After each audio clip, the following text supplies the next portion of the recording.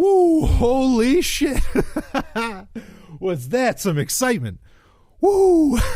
The Golden Stallion here with you to talk about, well, we got a couple things that we got to talk about. But there's going to be, well, you'll probably know from the show title, but we got to review Godzilla, Planet of the Monsters, and then we have to review Season 5 of Voltron Legendary Defender. And I'll explain why I'm reviewing both of those. But I got to tell you, I love it. You know, I get done seeing something, I just run downstairs, hop into the BDSM studios, Dynatherm's connected, Voltron's go, baby. I just get in my chair, pull down the mic, whoo, and I fire it up. Oh, man. Sometimes you just got to look at life and go, yeah, not bad. Not bad there, Stallion. Anyway. So here's the thing. There is so much. Well, we had an unexpected episode this past week, episode 269 of Sovryn Tech, where I didn't plan on having Stephanie on, but of course the lovely and hyper-intelligent Dr. Stephanie Murphy, the woman of tomorrow, is, I am at her command, and she is, always welcome to be on, or to be on the show. And of course, someone else I'm always at their command, of course, is Ellen, and she will be on the show this week with Stephanie as well. And so we've got so many things going on with Sovryn Tech that there's just no way I am going to be able to squeeze in all of the reviews that I want to do. But a major part of Sovryn Tech and of Sovryn Tech's popularity, in my opinion, is its appeal to the geeky side. And this is something that has been, I won't spend long talking about this because I don't want this to be a long episode, and we've got two things to review.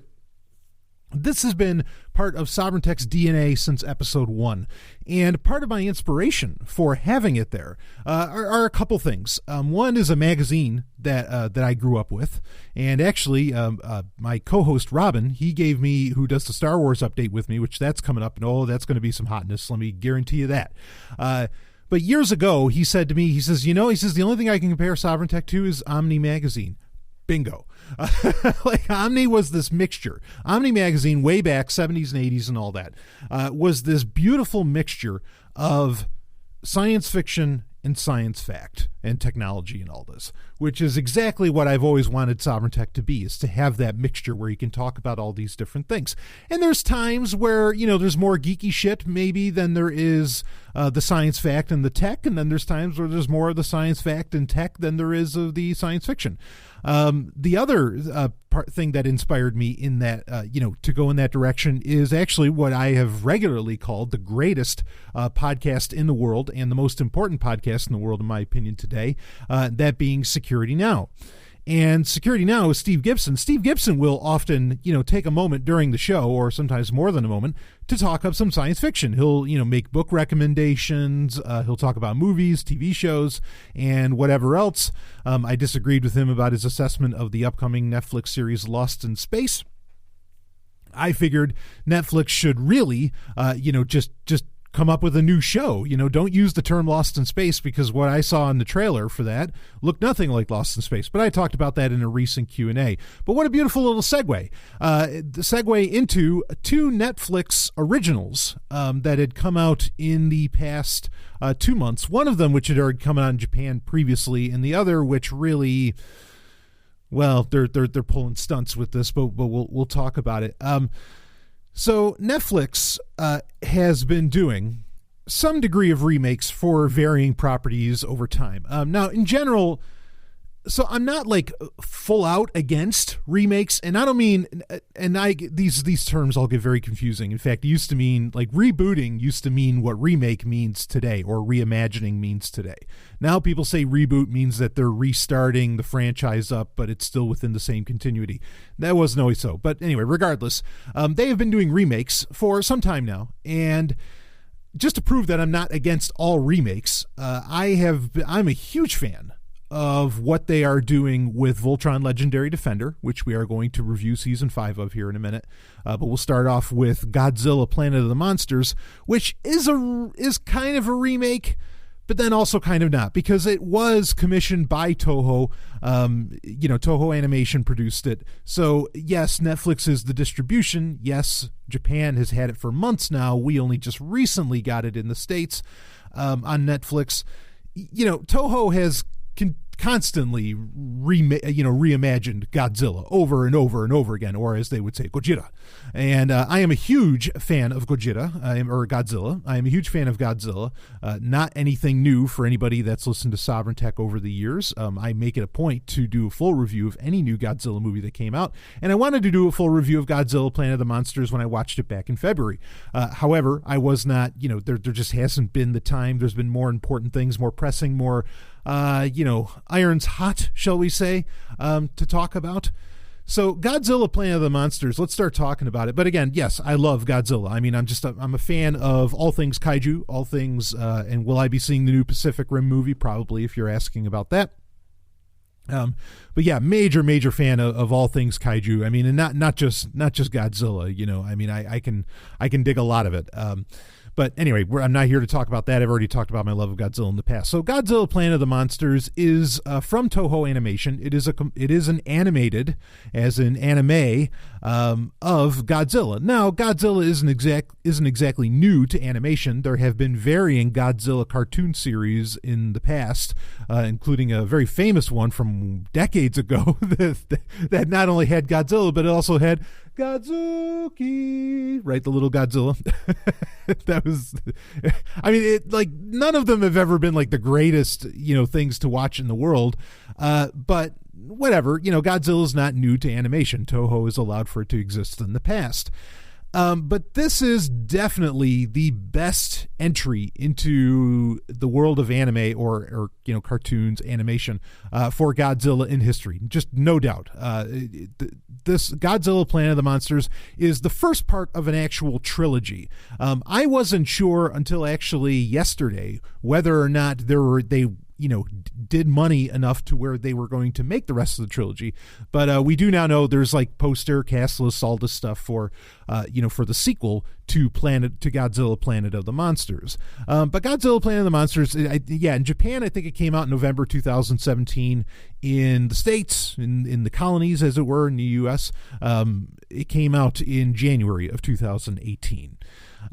So what this is about, this is actually really cool. Like you end up with, ironically, the whole story starts in the 20th century. So it actually kind of starts in the past. And what happens is just suddenly out of nowhere, monsters start appearing and start causing all kinds of trouble, much like many a kaiju film would begin. Kaiju films just means, the guys in the rubber suits, the big monsters destroying everything. Even like a TV series like Power Rangers, which we might mention later, would be considered a kaiju TV show, which is one of the reasons I love Power Rangers so much growing up, because it was just Godzilla on TV all the time. It's like, oh, well, fucking right, more or less, or like, kind of like Ultraman and Voltron, of all ironies. But anyway, So this takes place in the 20th century, or it starts off in the 20th century. That's what ends up happening. And eventually Godzilla appears, and starts wiping out all of these different monsters. And what's really cool is humanity, Godzilla's destroying not only the other monsters, thus to prove he's king of the monsters, right? Or maybe she, and is also destroying all of the humans. Now, so the world is in chaos. An interesting twist happens in the story here. Usually what would happen in a Godzilla story is then the humans would maybe create Mechagodzilla, which actually kind of happens in this, even though it doesn't exactly work. I'm sure they're going to save it for other parts of the trilogy, which I can't wait to see, because Mechagodzilla in varying forms is usually my favorite character, in kaiju films overall, and certainly within the Godzilla franchise itself. And what will end up happening is that and this is where it gets really cool, is that these two alien species, the Exif and the Bisaludo, I think they're called, these two alien species over time, like first one, the Exif first appear and they say, hey, let us have your, let us use some of your resources. Let us be on your home. Like there's some kind of exiled alien species, and we'll solve the problem with Godzilla. And so the humans, of course, beaten down, say, yes, you can have our world, come on down, just save us. And the Exif can't win. Like they end up not being able to stop Godzilla. Then you get the other alien species that comes down, and they kind of make a similar promise, saying that we'll give us your Earth and whatever, and pray to our Lord, and like there is like this religion that humanity takes on from these alien species, and maybe that was the X-Eve, and we'll put a stop to Godzilla. But the other alien species also can't defeat Godzilla. So now what happens is that the Earth is a battleground between Godzilla and these three species, the humans and the two alien species. And since they finally decide, wow, we cannot defeat Godzilla, we just have to leave, we have to get out of here, they decide to create a ship that will take them to Tau Ceti E. And they are going to, they're going to kind of migrate or emigrate to Tau Ceti E. Things start to get bad, though, and it's impressive just how well this series makes things very depressing. Okay, like they pull off some pretty deep emotions in anime and for a Godzilla film, which maybe what allows for, because like I said, I love Godzilla movies. Okay. But like the ability for this to be taken so seriously and to have such depth of emotion on display, not a rare thing for anime, because anime can deliver some of the greatest storytelling in human history. Okay, but it's rare for a Godzilla film, and I think the reason that it worked was because it wasn't a live action Godzilla film with a guy in a rubber suit or whatever else, or it didn't. I mean, Godzilla can do it too, like Final Wars, right? Which is probably my favorite Godzilla film. Final Wars, you can take pretty seriously, but a lot of the other ones, like even Shin Godzilla, I don't think you really get the emotions across. But in this, you do. And of course, when you watch it on Netflix, you can watch it with the English dub or the Japanese dub and the English subtitles if you want, or if you speak Japanese, good for you. But anyway, the English dub, also the voice acting, all of that is great. The music is great in it. The production values, the animation, everything on it, just rock solid. It's perfect. It's really good. But I mean, you end up feeling a whole ton of emotions, and you really feel the weight of the fact that humanity is, they're trying to find a new home, and there's varying conspiracies that end up happening on the ship and everything. But eventually they decide to go back. Like they find out, okay, look, we're not going to make it to this other planet, and everybody's going nuts. People are suicidal. I mean, literally, they're talking about people being suicidal. This is a very dark animated film, and they say, all right, this guy, he comes up with a plan. We can stop Godzilla. That's his spiel. And so he eventually, through various various of his own conspiracies and other things, ends up convincing everybody, okay, we're going to go back to Earth. And what's really cool is there's very real science in this, because they were moving like at the speed of light or faster. Time on Earth, when they get back to Earth, it's been thousands and thousands of years, right? Which is exactly what would happen through the theory of relativity. Okay, is that time would have passed differently for all these humans, who for them, it was the 21st century. Now it's, many, many centuries later. And so in fact, the initial hope is that Godzilla is completely gone. But, well, of course, it wouldn't be a Godzilla movie if he was. And also, I think they're not super clear on the gender of Godzilla, but anyway, there's a point to that. So they end up coming back, and of course, they find out eventually Godzilla is still there, and they have to take care of Godzilla. And it's very action-packed, very well done, very serious. There's a little bit of comedy in there, here and there, which Netflix is really knocking it out of the park with their productions, even though I guess more technically this is a Toho Animation produced film, but I'm sure Netflix had a lot to say. Netflix has been doing just a rock solid job of making, I don't think this is really something for kids, because it is a very dark film, and deals with some very serious shit. But at the same time, they've been doing a great job of making animation that is just really, beautiful animation for one, but then very, very uniquely, action-packed with unique action each time. And then also able to be comedic when needed. This includes with Voltron, which we're going to talk about in a minute, and including what I think is one of the best animated, if not the best animated series out there right now, that being Castlevania, which is also a Netflix production. So with Godzilla, they end up pretty much, they defeat Godzilla. They think, woo, we get to inhabit the Earth again, whatever. Then they find out, oh shit, this isn't the only Godzilla. And again, it's been thousands of years, so Godzilla could have bred and whatever else. And so now we have an entire trilogy to go through. And this first entry is fantastic. I mean, it was perfect. There was no real issues. The voice acting was great.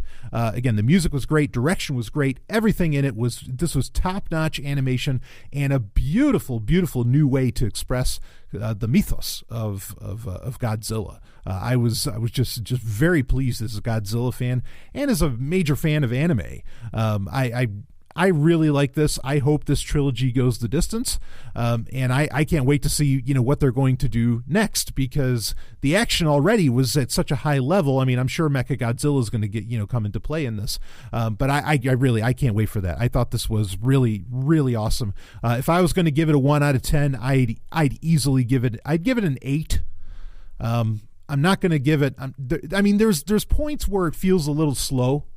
And it's like, okay, let's get to it. Let's get to Godzilla. Maybe that's its only flaw, is that the pacing can be a little rough with it. But otherwise, I'm going to give it an 8 out of 10, and fully expecting to maybe give the second one a 9 out of 10 and then the third one a 10 out of 10. Like I see no reason why you can't get that, because they're just going to exponentially increase the action and the severity of what's going on, and maybe give a little more history.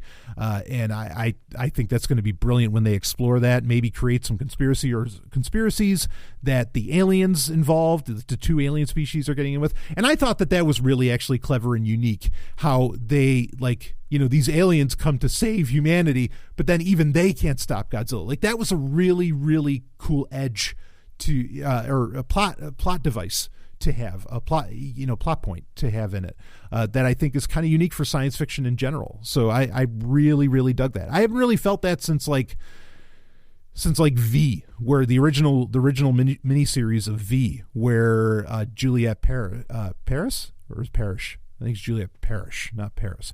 Anyway, or maybe it's Paris. Anyway, the blonde, the lead blonde there. It's been a while since I watched V. I love that. The miniseries, V the Final Battle, the sequel show, or the show that came after. Not the reboot or the remake was pretty good too. But anyway, I love that. But not since then, where, at the end of it, she hints at, oh, well, there's this other alien species that can come to save us, when you think that the visitors were there to save us. I mean, it's a plot device not used enough, in my opinion. So it was really cool to see that in Godzilla. Godzilla Planet of the Monsters. So definitely check it out. Woo, all right. Voltron Season 5. Now we got to talk about that. Very fitting. Voltron is kind of as far as animated series go, it's almost a kaiju thing. It's kind of a giant robot thing, right? Like Gigantor, and all those different ones. Of course, I'm a huge fan of the original Voltron, as well as Voltron Legendary Defender. I also liked Voltron in the Third Dimension. That was cool, which was actually done by Babylon 5's own J. Michael Straczynski. Woo, God, in my book. Not so much a fan of the one that came out, what Nickelodeon did back in 2011 or something like that. Anyway, regardless, not a lot of people were fans of that. That's why that show doesn't still exist, and we end up with Netflix actually doing a complete remake of the series, and they've been doing a phenomenal job. I've actually reviewed the previous 4 seasons on Sovryn Tech Prime episodes. I don't think that I did any of those, because I consider this such a great cartoon, or great animated series. It's almost an insult to call it a cartoon. So here's the funny thing with that, is that this show has actually only been around 2 years, and it has 5 seasons. Season 5, like a couple of the previous seasons, was only 6 episodes. So you can watch it, and they're 20, 25-minute episodes. You can watch it inside of a couple hours. It's really like watching a movie, which is much the way that maybe the only animated series out there right now that beats Voltron, much the way that was set up, which that being the aforementioned Castlevania from Netflix, where that felt very much like that was one movie, even though they split it up into a few episodes. But if you put it all together, it's about movie length. I think the same has been true with the past couple seasons of Voltron Legendary Defender. Now, this is, of course, again, these short seasons, or these half-season splits, because really, we should only be up to season 3, of Voltron. But the thing is that they can't release all 13 or 14 or 15 episodes, whatever, that they produce of Voltron, and then have you wait a year to get another 13, 15 episodes, because you're going to forget everything that happened. So what they do is they claim that it's seasons, and they just split a season in half, and you can tell with the story that it ends up working out that way in a very real sense. I mean, Amazon's kind of doing this with The Tick, where they didn't release the entire first season right away. They released half of it. I mean, I'll take this compared to like what Star Trek Discovery did, where you had to watch it every Sunday, where that is a show where if you watch season 1 in one stretch, if you just binge watch it, it makes a lot more sense, and it's a lot more palatable, and like the pacing feels a little bit better if you can watch it all in one stretch. But having to wait every week, it didn't work out. So, but with Voltron, with Legendary Defender particularly, you can, you get shorter seasons, but it works. I think they figured out how to make this feel okay when this sort of things happened. Now, I'm not going to go into, a more in-depth or, go into a crazy depth review with this, because I've reviewed every season as they've come out. I'm sure you followed the story along, especially if you're, listening to this. I imagine you've watched it. It's just, so season 5 just builds on top of the formula, and the primary formula, I think, for Voltron is cool. Like that's it. It's just cool. It's that cool factor. They've got it in spades with the neon lighting all over the place, the synth wave music, and for fuck's sake, we're in season 5. Can I get a proper release of this soundtrack? Shut up and take my money. I mean, wow, is the music makes half the show. It's that important. I talk about, every time I do a review of a show or of a movie, the first thing I start out with is the music, because people, it's unconscious for most people, okay? But if you actually have a degree of awareness of your surroundings, you easily recognize the importance of music in a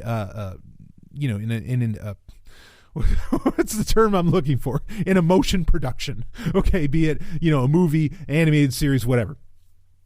This, like, the music in this just makes it. It gives it that, just this, like, whatever you need to be feeling, be it exploration, be it humor, and there's one episode in this particular that is just, like, it's amazing how well, with all the serious shit going on and all the deep shit going on, this season went into some serious depth with, Altean alchemy and all this other, this person's my mother, this person's my father, oh, this person's my mother, blah, blah, blah. All these different, kind of historical reveals that end up, going on throughout this season. Amazingly, they could still pull off a ton of humor, and they hit it.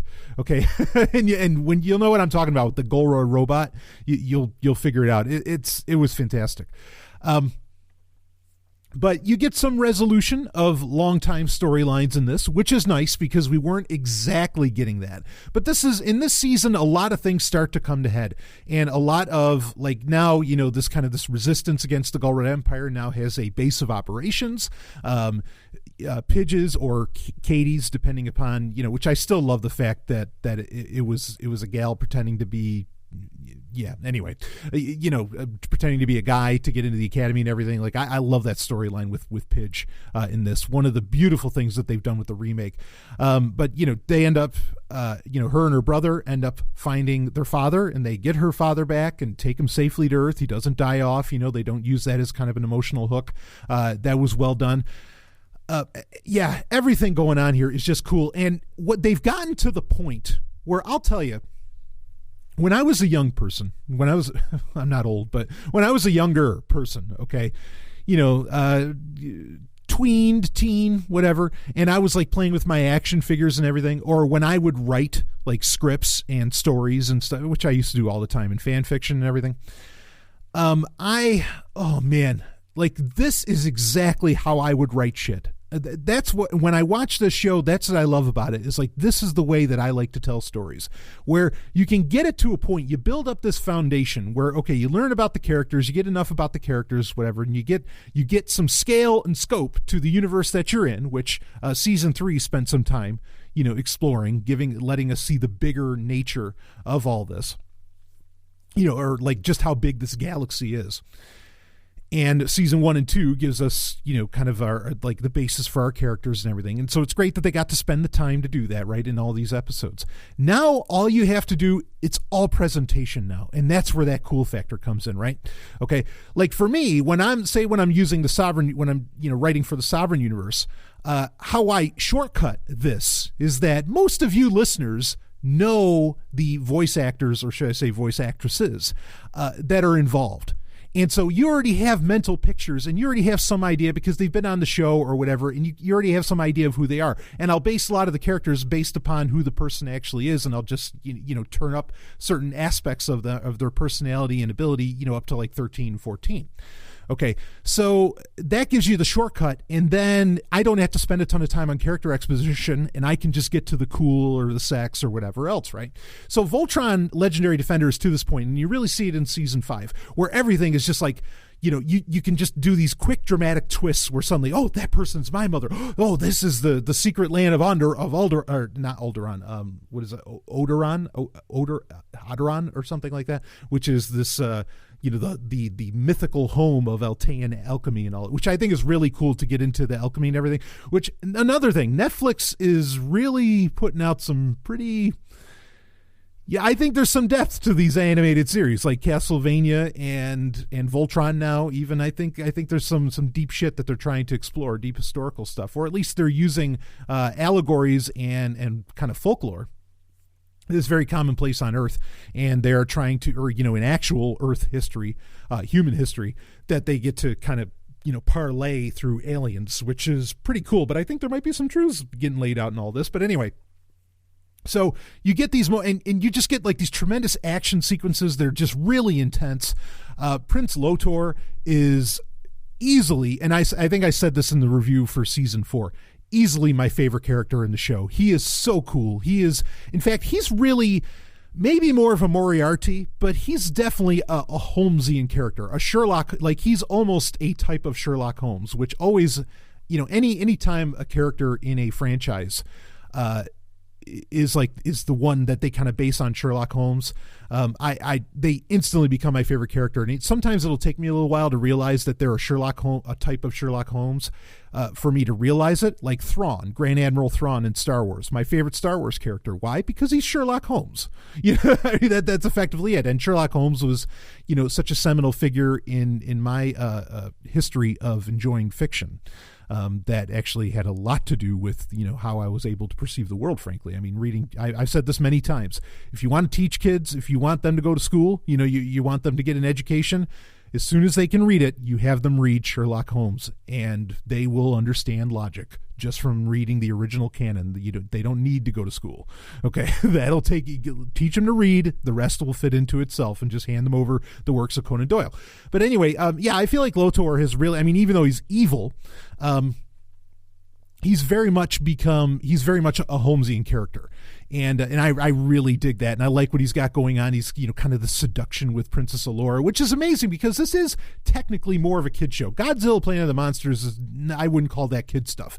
This is one of those things. In fact, it's almost doing what Star Wars really could never seem to get the knack of outside of the original trilogy, was make it something that's accessible to every single demographic, every single age group. Somehow, the creators of Voltron Legendary Defender, total credit to them, they have pulled that off. And I've said that before, but they are still pulling it off, and they're making it even sexier, even cooler. Again, the action sequences in this are absolutely fantastic. My major complaint with Season 5. Okay, again, the production level, everything's perfect. Like, it's a perfect presentation. Storylines that they're running with, are awesome. Having Zarkon go the way of the dodo, all this different stuff, really, really cool.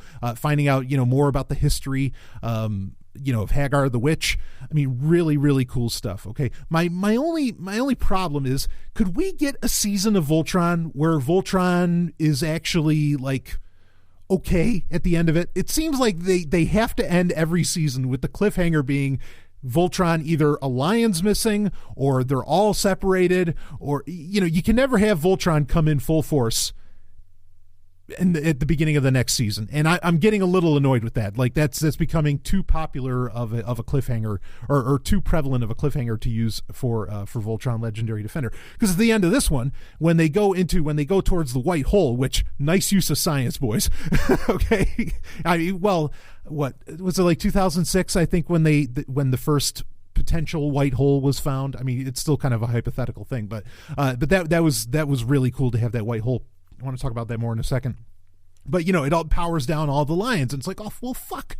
Can we please have the lions full force? Voltron could the end of the season not be Voltron being in some kind of in disrepair of some kind, okay, or non-functional in some way.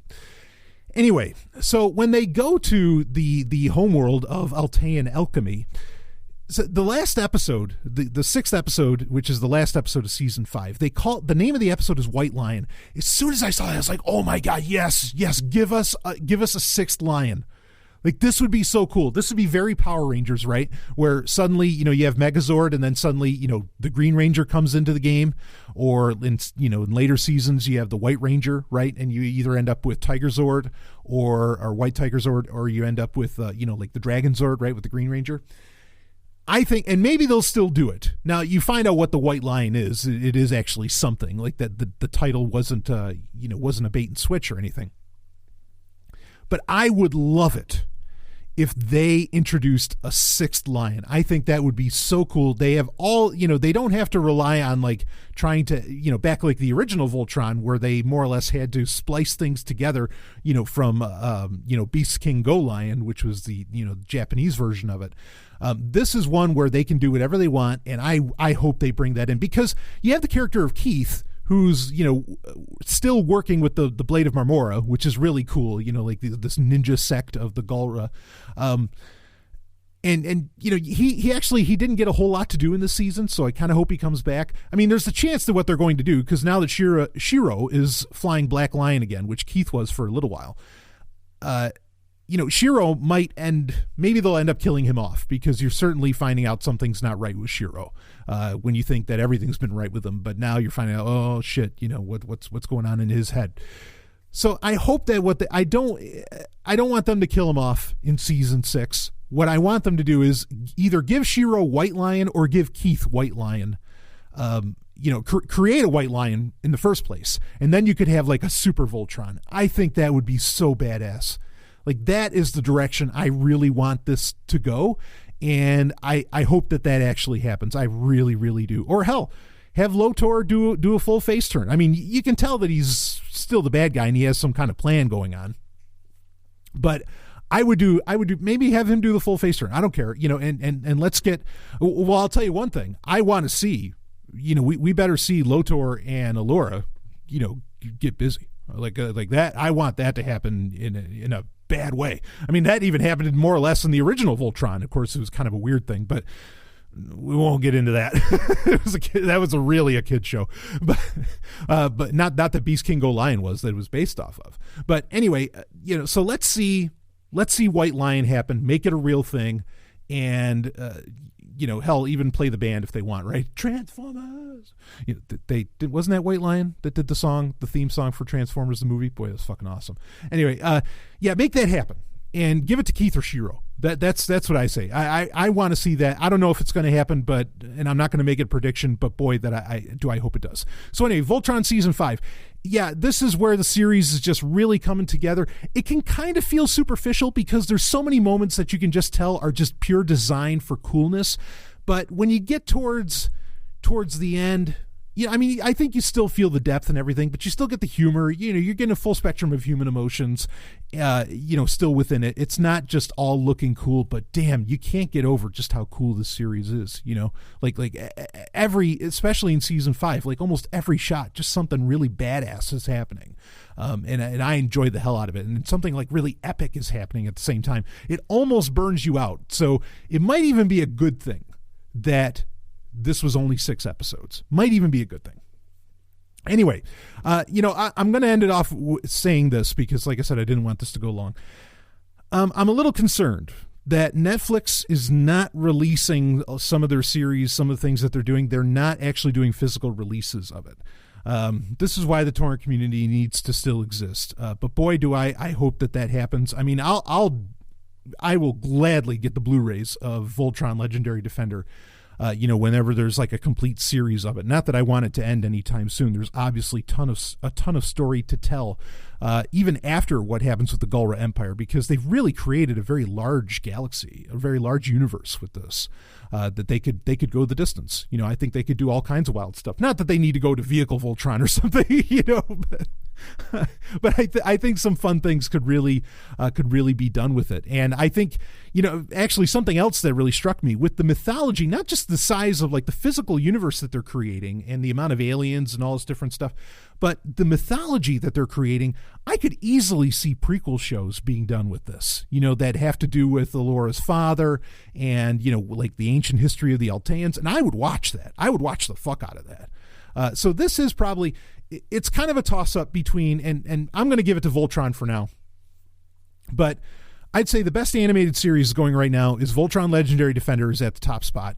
I would put Castlevania under it. Maybe if season 2 of Castlevania is that good, and that's coming out this year, 2018, I might put it above Voltron, because the season 1 was fucking awesome of Castlevania, and I'm a big fan of the franchise anyway. The games. But anyway, so I would give it to Voltron at the top, Castlevania right underneath there. Then I'd probably give the number 3 spot to Rick and Morty. And then underneath Rick and Morty, I maybe like Final Space. Final Space is only like 5 episodes in, but that's fantastic. And I think we're getting a season 4 of Sailor Moon Crystal, which I have all of the DVDs of that. That's not one where you need the Blu-rays. Save yourself half the money and just get the DVDs. But Sailor Moon Crystal, of course, that's been a tremendous series so far. Far better than actually like Dragon Ball Super and some of these other ones. But so that's my ranking right now as far as like the best animated series to be watching. Do check out Final Space if you haven't, but definitely if you've yet to watch Voltron Legendary Defender, this is something everybody can sit down and watch, and everybody can get something out of it, and it's even sexy. Like, I haven't seen something that pulls off this much of a wide demographic range, like I said, other than maybe the original trilogy of Star Wars or the Batman 66 series. It's that damn good. So that's why I always make sure to review it when it comes out. Anyway, so like I said, I knew I wasn't going to be able to fit these 2 reviews into the climax of future Sovryn Tech episodes. There's just other things I know we're going to have to talk about.